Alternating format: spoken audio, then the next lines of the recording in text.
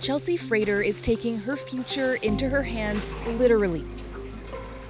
Cleaning, catering, and doing photography. Once 3 side hustles, now her full-time work after quitting her 9-to-5 during the pandemic.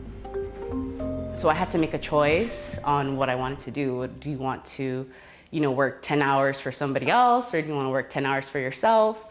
But then you're also scared because it's like, am I gonna make the same kind of money? Am I gonna lose stability? Am I gonna lose my comfort? Contrast for me how you're feeling now versus how you were feeling in your last weeks at your job.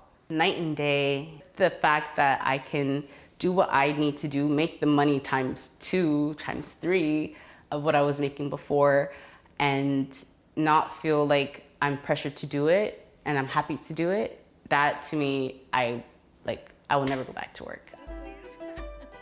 And if we want to bring our side hustle to the next level, we need to get some steam. So-called side hustles are now becoming so much more to so many. So you might start with this really big idea.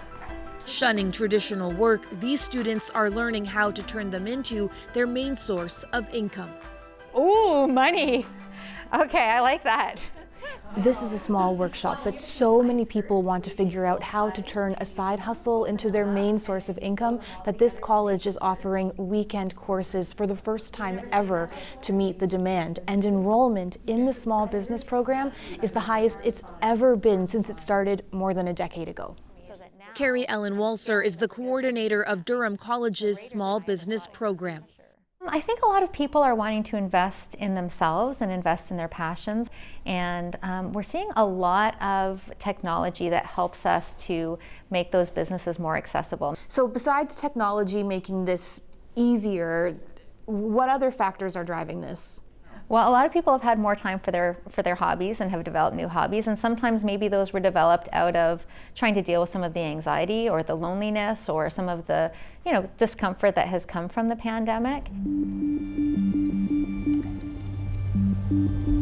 So research has shown that as many as 3 out of 5 Canadians are looking for some kind of side hustle, and some of those people will turn it into a full-time job. And that's making it hard for employers. We're off to meet one business that's struggling to find workers. Wow. This warehouse usually is full of fitness equipment to the roof. Unfortunately, we couldn't find enough labor, or the labor shortage that we have, to manage the warehouse. Nasser Obaid is president of Matrix Fitness, an exercise equipment company. How do you feel when you see it like this? It was motivating for the staff when they see their equipment here waiting to go out to customer sites. Now that there's only a few left, they're worried. Not only is it hard to attract employees, Obaid says it can be hard to keep the ones he already has. This person enjoyed making cookies, and has made that into a business. Yeah, now she sells through social media, so she no longer wants to work in an office or work remotely even for anybody. So this staffing crunch, how much of a challenge has it been for your business? We think we're offering the right packages. We're flexible with our working hours. We have benefits, so we just don't know. Where have they all gone? Where are they?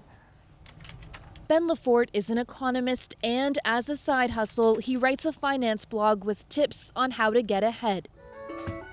Good throw. His most important job is dad to his young son. It's a tricky balance, high risk for burnout, but the extra income, he says, gives his family extra security for the future. Can you take this one too? If you have one job at 9 to 5, it's literally the definition of all your eggs in one basket. It sounds great. Obviously, I'm going to turn my passion into profits, but what are some of the cautions for people, do you think? You should try to, as long as you can, to keep the side hustle and try to do both, because not only does it diversify your human capital, but also makes it easier to save money and get ahead, right? Oh, that's beautiful. Can you look at me?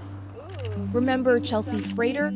She hopes to eventually open her own photography studio, a dream only made possible, Chelsea says, by her jump away from the office. Do you miss anything about the corporate work world? Definitely not. I don't miss a thing. Maybe the benefits, but I can afford my benefits out of pocket. It's not easy for sure, but you have to have consistency and determination to really make it work for you. Can we get a smile? That's Adara. Ellen Morrow, CBC News, Toronto.